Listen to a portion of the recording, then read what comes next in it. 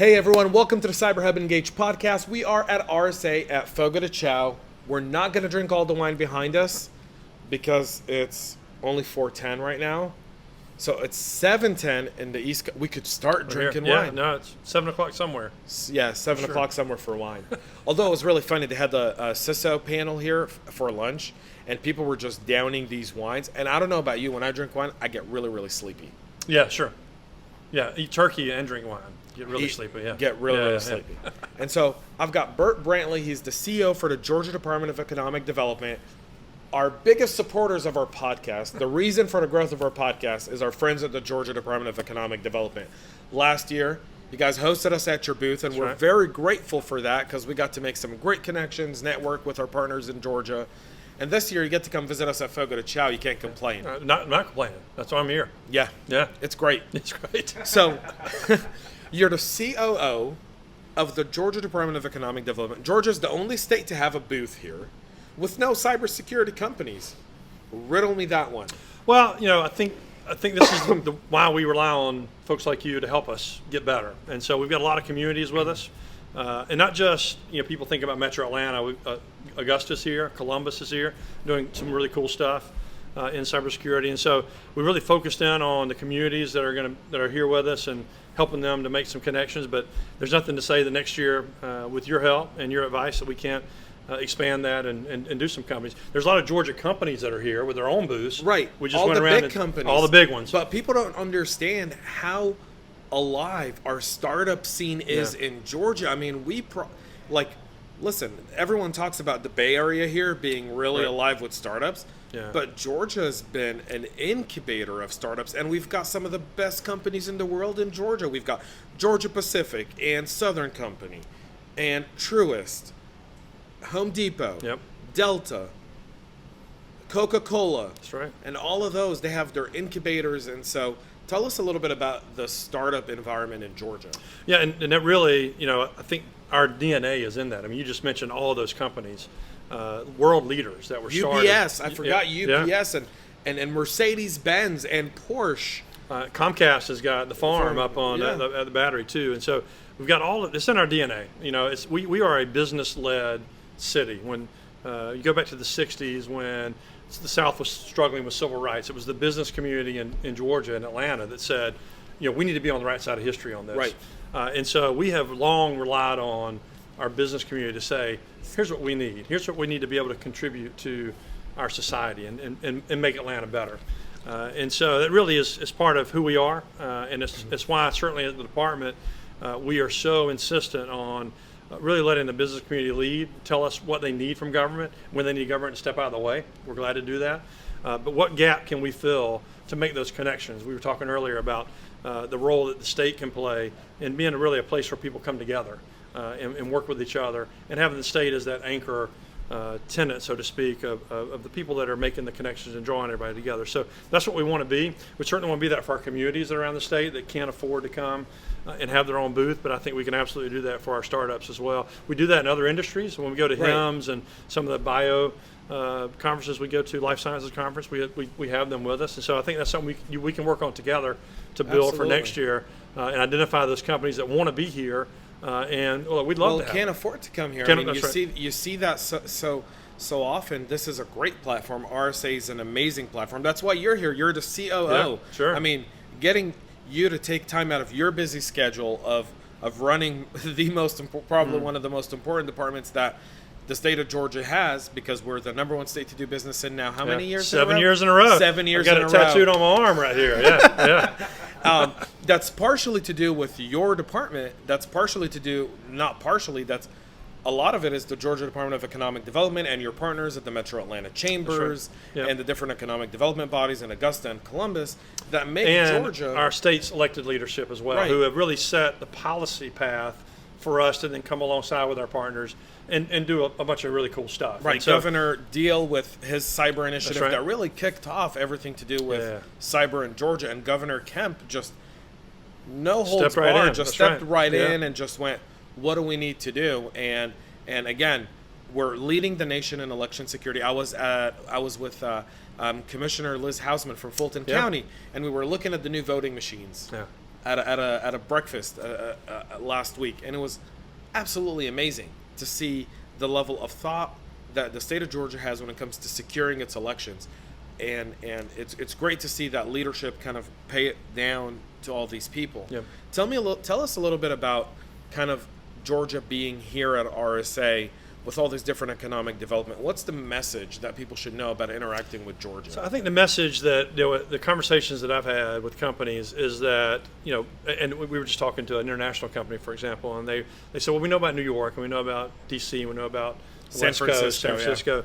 And one of the big messages we say is, give Atlanta a try, give Georgia a try. You might be surprised at the talent that we have and the lower cost of doing business, lower taxes, less regulation, more support from the state government. And then also, you can pay your folks and they can buy houses instead of renting something. They can have a nice yard, they can have a family, they can do all these things that, the sort of traditional American dream. If they want it, they can also be in town, they can walk to restaurants, they can do all the things. They can be in Atlantic Station, Absolutely, they can be at Pond City Market. And so we really try to offer sort of the best of all those worlds at what we think is, a fraction of the price. And so, we've got companies who that speaks to.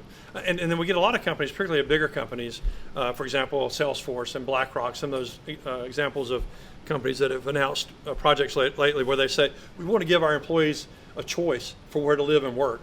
You may have some people that are drawn to the South for some reason. They may have people drawn to New York or Chicago or somewhere else. So they're opening these offices around the country, these really large firms, and giving their employees the choice. If you want to go work in Atlanta, have at it. And you might have worked in Seattle for a number of years and got tired of the rain, although it's been raining a lot in Atlanta these past couple of months. Our rain is beautiful. Let me tell you, I've got a stream in my backyard. Yeah. When Micah and I sometimes we're sitting in the basement, we're working on our next podcast. Yeah. We'll open the windows and that stream is just flowing with power, with might, with just Gets that the creative Georgia juices flowing, magic. right? That's right. That Georgia just. Yeah. And so that's where we're, we have the talent, we have the support. And it really is, come give us a shot. And more often than not, when they come to Atlanta, they visit, they see what all we have to offer, then they make good decisions. And then, of course, this Augusta piece with the Cyber Center out there is a whole new kind of frontier for us. We've had a lot of fintech, we've had the cybersecurity industry in and around Atlanta, and now we've opened a new front in Augusta. We've got in Columbus, we've got the robotics, and we've got TSYS and Synovus. And Aflac doing great stuff down there in Columbus as well. And so we're starting to open up these other places for potential investment as well. And you look at Northrop Grumman and Parsons, they've opened offices in Augusta now to be close to what's happening at Fort Gordon and U.S. Army Cyber Command. So it really is a story that I love telling because it's new and exciting and it's different than what they think is going to hear. It feels like Augusta's replacing Fort Meade. That's exactly right. Yeah, and so I've been to Fort Meade and met with the folks up there. And so we've got our strategy around Augusta really mirrors what they've done in Fort Meade and really building that government and private sector support around the base. The base commander came to Governor Deal when the announcement was made.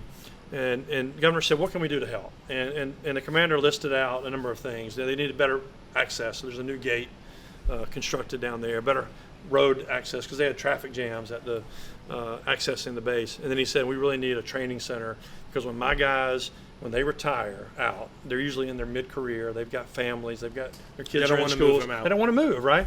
Is there somewhere where they can go? And so the governor said, absolutely, we will absolutely support that. So we built a $100 million cyber center there. It's the largest state investment of its kind anywhere in the country. And we're really proud of that. We're proud of the foresight and the vision that Governor Deal had. And as you rightly mentioned, Governor Kemp's come in and 100% supported to continuing that vision under his leadership. And so we've got a great story to tell if we can just get people to pay attention. And so we've got a huge booth. We've got peaches everywhere. And we're trying to just grab your attention, get you to stop by. And there's free Coke and peanuts. Coke and peanuts, that's two things we're known for, of course. And I wish it was peach season during RSA so we can bring like a bunch of Georgia peaches. Yeah, right. Here. Yeah. And so that's the thing. And look, smiling faces, Southern hospitality is the other thing we're obviously known for.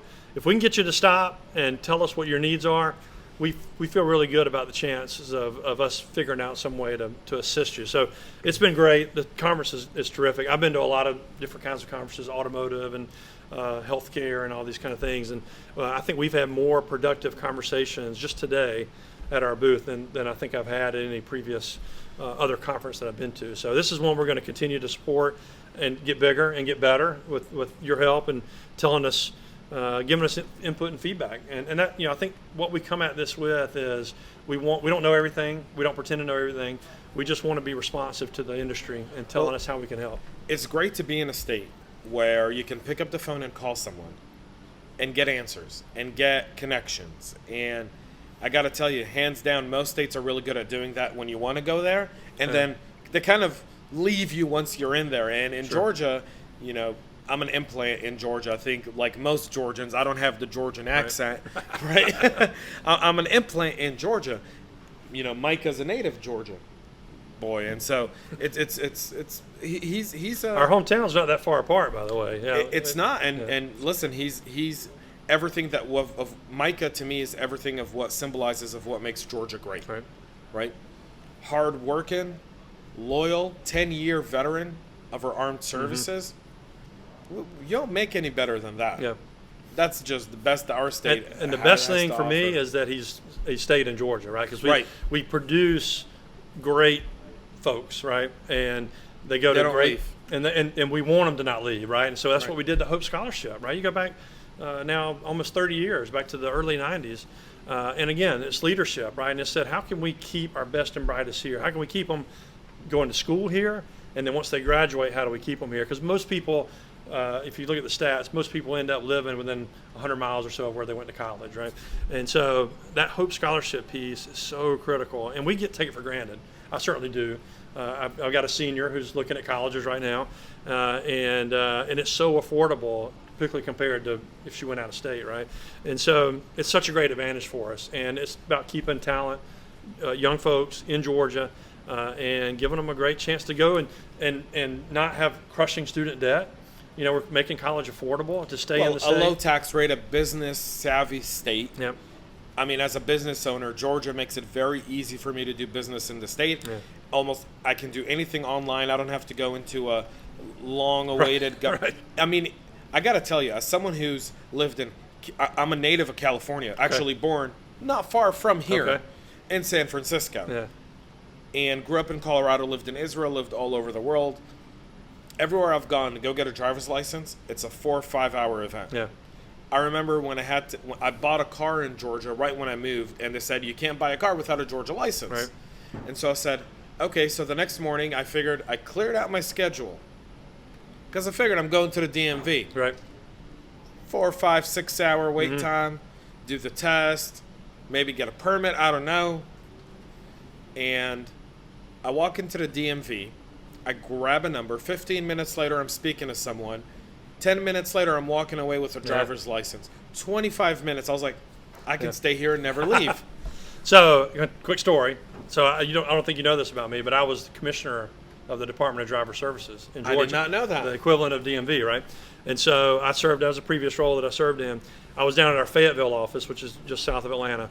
And so I would do this, and most commissioners do. They go and spend a day at the office and kind of see how things are going. And so I'm down in our Fayetteville office, and I have one of our team members come and says, I have a customer that wants to talk to you. He's upset. And I said, okay, sure. So I go over, and he said, look here, I took half a day off, and you guys, I've got my license in 30 minutes. What am I supposed to do the rest of my day? And I said, go read a book. Go to the park. He said, I took half a day off. I wasted half a day's salary. And I said, well, sir, online you can check the wait times. And I would encourage you next time to check out the wait times before you take half a day off. I said, because it's probably not going to take you a half a day, right? It's going to take you 30 minutes. We're going to get you out. So, but you know what that was? It was investing in people and investing in technology. And again, leadership. I keep going back to that. But the leadership of the state said, it doesn't make sense. There's no reason why people should have to take a whole day off or a half day off to do this. Let's invest in people and let's invest in technology. And we did it. And now everybody, it's the average is like 23 minutes that you spend at the DMV. DDS. Yeah, DDS. Sorry. Yeah. In Colorado, they still call it the Department of Motor Vehicle. I still have my Colorado license. I remember I went to get it when I moved back from Israel. I initially went to Colorado, and I went to get my driver's license. And I walked in at 8 a.m. right when they opened their door with 35 or 40 other people. Right. And I was there until like 10:30, 11. My stomach was grouchy. I had already eaten all the Funyuns in the vending machine. That was my healthy breakfast for that morning. And well, that spirit of customer service, right? Whether it's at the Driver's License Bureau or whether it's at the Department of Economic Development. That's what we strive to do. But even at the Secretary of State, Same way. For those looking to start a company in Georgia, Yep. you don't even have to go visit an office. You That's go right. online, you get the whole process done online, Yep. and you're done. And why wouldn't you do that, right? I mean, our view on that is it's more efficient for you. It's more efficient for the state. It's at the end of the day, it's cheaper to have you do that rather than it optimizes business. That's right. That's right. It just does. I mean, business becomes so much easier to do, even from a tax perspective from the Department of Revenue. One of our, a big shout out to Wes Knight. He's the Chief Information Security Officer for the Georgia Department of Revenue. He's retiring on Friday. Oh, wow. Okay. And we won't be at his retirement party because we'll be flying back home. Yeah. But a big shout out to Wes Knight. He's been serving the Georgia Department of Revenue for about 12 or 13 years now.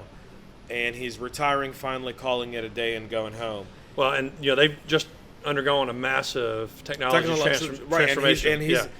So he's been trying to retire for 2 years. I've been hearing Wes saying, I'm retiring 2 years ago, I'm going to push it back. And they've kept him on, and I think now they're almost at a point where they can take it. It's well earned, and they're such a great partner for us. Of course, when we're bringing business to the state and working with them with tax credits and those kind of things, they could not be a better partner to work with. And so we're really proud of that relationship with them. Proud of them for going through this transformation, and getting us off old technology and updated where people can do everything. But I don't think online. people realize. I mean, we're at RSA, and you may not even know this, Bert, but picking up the phone and calling any one of the CISOs at any of one of the Georgia state departments is the simplest and most efficient phone call you can make. Yeah, that's great. Hey, I want to talk to you about a problem you're having. Sure, why not? Mm-hmm. Hey, let's meet for coffee and talk a little bit some of the challenges you're going through. Great. I mean, they're just there. They're willing to come together. The coordination between the different departments in the state of Georgia for people who are in cyber, you don't see that anywhere. Yeah. It's just, it doesn't exist. To you, this may not mean anything. As a CISO, I can tell you this doesn't exist anywhere. Yeah. The CISO community is great in coming together, but when you typically deal with government, you're typically dealing with, I hate to say it, but a little bit of inefficiency, a little bit of politics, a little bit of and you don't really see that in Georgia from that end. The big thing that I heard Governor Deal tell the agency heads when he came in is he said, people are used to getting a no from government. That's the first answer from government. Right. He said, let's don't do that. Let's start at, even if the answer is no, let's start at, let's try. Like, let's see if we can get to yes. And it's a small mindset, and you may end up at no. If somebody wants to do something that's illegal or against policy, of course the answer is going to be no. But is the policy wrong, right? I mean, are you bringing up an issue that we should look at? And it may be a no for you now, but is that a policy change we should think about so that we can get to yes? And that's, I think that's certainly at our department with our project managers and our film team. Of course, the film office is in our department as well. Our tourism office. That's where we want to get to. Can we get to yes? And if we can't get to yes, can we fully explain, why that is, so the person at least understands why it's a no. And so hopefully we're being successful with that. We're certainly trying. When you talk about the number one state for business, it's a survey, right? And it's all these different measures. The thing that we're most proud of is that we are number one in the country for responsive government. And that is corporate real estate and site selection consultants saying they respond to us. To your point earlier, when we call, I get an answer. I don't just get lost in the black hole of government. You don't end up in someone's voicemail, get a call back 3 weeks later, right. Or worse, the mailbox is full. Yeah, can't get there. So when we got that rank, and of course the overall number one, we're very proud of it, and we talk about that a lot. But when the governor saw number one for responsive government, that's the things we can control. Right. I can tell you that one of the challenge for a lot of cybersecurity practitioners, obviously workforce, right? Yep. Finding the right qualified workforce. State of Georgia, people here know, people who watch the show know, UNG, number one school in the state, whoop whoop, number one school in the country. We've got Kennesaw State, we've got UGA, your alma mater, right? We have Georgia State and so many other great Georgia universities that are just Statesboro and so many others that are just really leading the way in cybersecurity.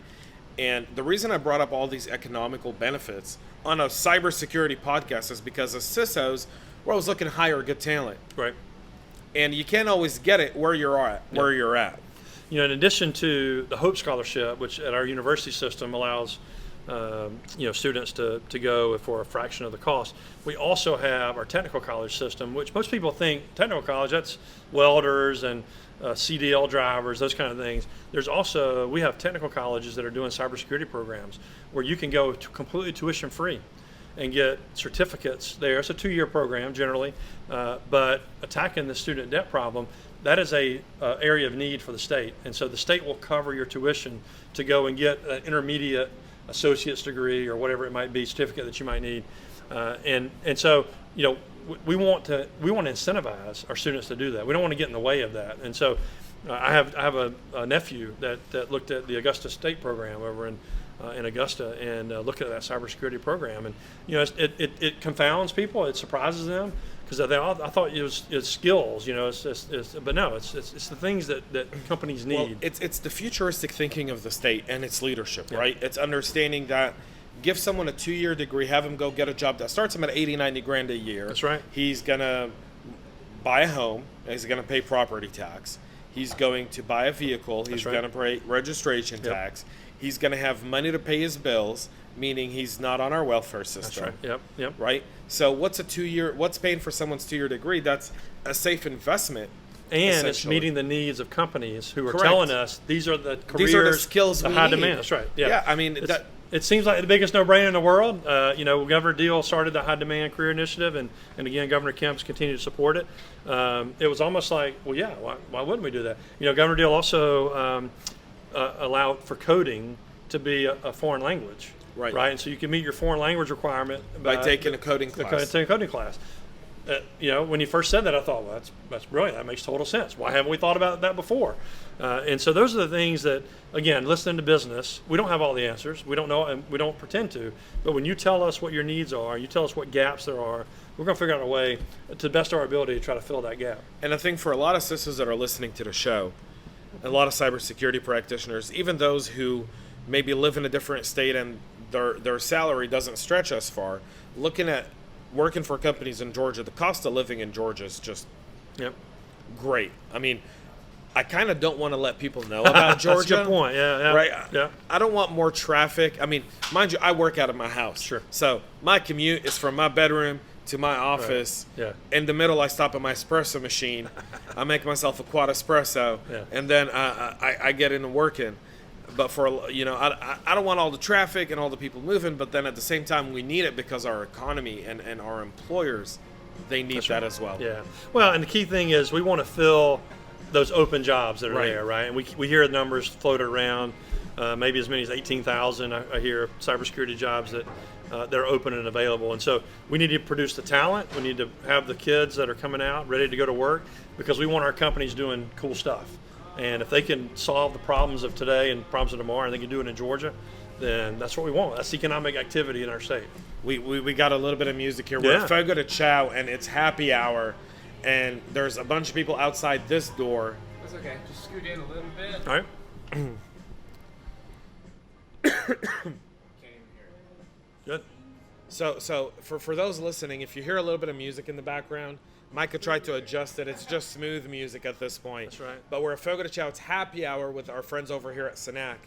And so there's a bunch of people outside this door getting drunk. We're not hearing them yet because they're just getting started. Right. Give it another hour. We've got another podcast. There'll be drunk people opening this door going like, hey, guys. Yeah, that's right. It'll Talk be to great. me. Interview me. Yeah. I've got stuff to sell. I'm here to make quota. That's right. And so, Yeah, that's right. what are you doing about hackers? And so, state of Georgia is obviously home for us, and we're always glad here at CyberHub Engage to support what the state does, because one of the things a lot of people don't realize is, as a podcast, I have a state tax credit because I'm considered media. Yeah, that's right. And if it wasn't for Randall, shout out to Randall, who's sitting at home with his Achilles torn, and he's got his foot raised up. It's tough. Yeah. And people keep sending him pictures of all the things that's going on here, which I'm sure he loves to see, but there's I know. a little bit of jealousy as well. We'll do something real quick for Randall here live. And we'll send this to Randall, and let him know, hey, this was your chair. That's right. And you didn't show up, Randall. Yeah, that's right. You missed it. You got a second billing here for sure, but no. No, I think first billing. Well, we'll put. He was supposed to replace. He was supposed to be the. Christie wasn't supposed to. That's right. Yeah. Supposed to be Randall, but he's got his own little health issue right now, and we love you, Randall. We miss you. Absolutely. RSA is not the same without you. And back even stronger next year. Yeah, stronger, bigger, better. Yeah. Fully healed Achilles. Fully healed Achilles, ready to hold. That would have been, a day on the floor out there. It would have been hard to do with a torn Achilles. It would have been great to have him sit down with his leg raised and just have people. It would have been a great stopper for people. right. Like people would have stopped and like, "What's wrong with your foot?" And he could have came up with 500 reasons of all the different. I was walking down the street in San Francisco, and you know the stories, and whatever. I really want him to come up with like a bank robbery, foil attempt, or something that he got that would hurt have been during. great. Yeah. No, look, he's great, and it really. I said this to you before we started taping, but the idea behind, of course, Randall, for those that don't know, runs our corporate solutions and cybersecurity project team, and the team's great, and he's done such a great job. But that commitment to having project managers that are dedicated to these kind of projects, that understand the industry. Well, he's got the passion for that's right. it. Yeah. The one thing is, if you ever talk to Randall about anything, the first thing that comes out of him is passion. Yep. You realize he loves what he does. The great thing is we've got 20 other project managers in the state that are that way, whether it's a food project, whether it's an energy project, an ag. We've got across the industries, across the verticals, we've got folks that are that passionate about what they work on, and it's great. It's great to come into work every day and be around these folks who are so excited and just working on behalf of the people. But that starts with leadership. That starts with you and the commissioner, and it goes downstream. Because if you're not passionate about it, then we all know that good leadership leads to great results. Bad leadership leads to stories that you hear about that just make you question everything you Well, do. I just try to get out of their way, and I think our role. We say this all the time: is we just have to provide the resources for people to do what they love to do, right? And that's our goal. And again, Randall's team with Christy and Sonny, and we're just really excited about what they're doing here in this world.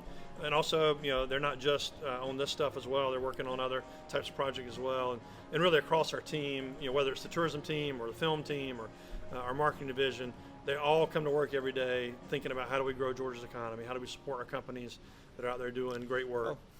World's busiest airport, most traveled airport, and fastest growing port on the East Coast down in Savannah. We connected on our flight here. Unfortunately, we had a connection, and Micah and I were talking about the difference between the connecting airport we had in Atlanta, and what they said. Well, we're the world's friendliest airport where we were. We won't say where it was. Okay. We'll just say it was the world's friendliest airport. Okay, sure. I don't know who said that. They obviously haven't been to Atlanta Airport. You could just sit around and have a great conversation with people around you. And everywhere you go in Atlanta Airport, there's people willing to help. I volunteered at the USO over Christmas. Oh, yeah. That's helping the troops come home right before Christmas. And being a Jew kind of helps, I don't celebrate Christmas Eve, so being there Christmas Eve, as people are traveling home, allows people who do celebrate Christmas to be home for Christmas. And we were there a few nights. We went there a night before and then Christmas Eve as well. And it was great to see the amount of people who, when they saw these veterans and these soldiers going home, just do everything possible to make their trip enjoyable and just really, some of the guys were telling me, like, we're connecting multiple ways on our way home. And they go, like, we're just so grateful. We love coming to this USO in Atlanta because it's just so friendly. They take care of us, and that's really everything that Georgia has. That really symbolizes Georgia. It's a place where you go to, and everyone's willing to, roll up their sleeves and help you become something. The other thing that's surprising to people that we tell them, they know this is the world's busiest airport. It's also been named the world's most efficient airport, and to be the busiest and the most efficient is tough, right? Well, and so that's something that they're very proud of, and rightfully so. And we love our partners at the airport. They do such a great job. I always love getting off a plane at Atlanta and going home versus the guys sitting on either side of me who's, to your point, has got to connect wherever they're headed to. Right. And so it's great. It's a great advantage for us. I can get to the airport half an hour before my flight. I clear TSA pre-check and clear. 10 minutes later, I'm at my gate. Yeah. I don't think I've ever waited. I think the longest time I've ever waited was around 40 minutes. And I traveled on probably one of the worst days of the year. Right, yeah, yeah. And you don't do that. Yeah. I should have known better. But overall, even now, flying here, we got to the airport, and I think we cleared security within 5 minutes. I got to tell you, such an advantage for us as a state for economic developers to go around and talk about all the direct flights. You can get almost anywhere in the world in one flight. We can recruit companies from Korea in this one flight, right? They don't have to come here and then hop to somewhere else. I'm still waiting for Delta to bring back the Atlanta-Tel Aviv line. We have made that argument. I've got my, I'm wearing my Israel badge today. I haven't gotten my Georgia badge, Sonny. Just saying. I was at the booth earlier. No one gave me my Georgia little majiggy, so. We've got a new consul general from Israel. Just had lunch with her. She's amazing. She's awesome. We talked about the direct flight, and so we're going to work on that together. Look at the one hole on the map. If Americans got a direct flight starting from Dallas to Tel Aviv, right. Yeah. Atlanta should have a direct flight from Atlanta to Tel Aviv. Yeah, yeah. You listening, Delta? Come on board. Yeah, Delta. Yeah. I've written you enough hate letters at this point. I hate connecting through New York. Thank you, Sonny. I got my Georgia customer service, right? Customer service here and there. That's right. Do you want my Israel?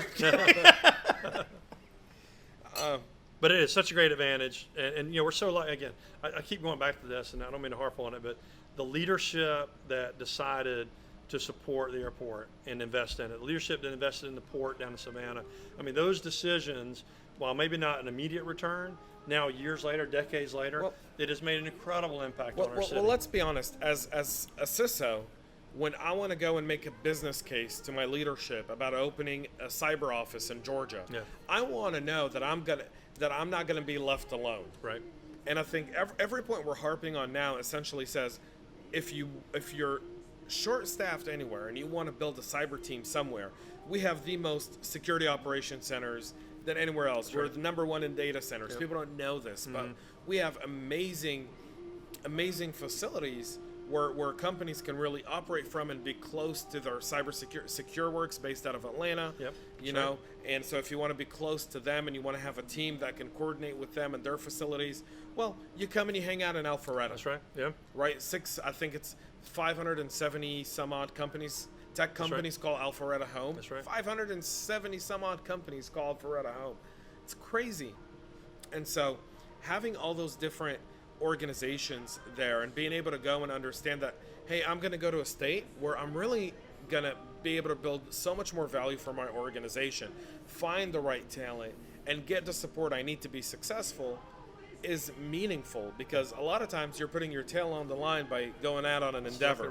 Right? It costs money to go out and open an office, furnish an office, connect everything you need to it, hire the people, and operate it. And you want to have those different support milestones from different people, whether it be the state, the county, the city, the environment, the universities, and all of that exists just by contacting Randall and yourself, Sonny, and Christy, and really just getting that ball rolling. And I think that's what's really important for our listeners and our audience to understand is when we talk about the state of Georgia, we always talk about the great statistics and great numbers, but everything you're talking about today is that leadership, the fact that for 7 years in a row, it's the number one state to do business in, meaning you have a partner that's going to help you be successful. They don't want you to come open an office for 2 years and leave. That's right. Yeah. Doesn't do us any good. No good at all. We want you here to grow. That's right. Start with 10, become 50, become 100, or even start with 200 and get the governor for a ribbon opening of your facility. Yeah. Which I'll tell you, he has said this over and over, that whether you're 2 jobs or 20 jobs or 200 or 2,000, each of those jobs is the most important job to that person, to that Georgian. And so we don't have a job number threshold for him to go and visit or him to do a ribbon cutting, because each of those jobs for that one person is the most important job, right? It's one. It's the job they have.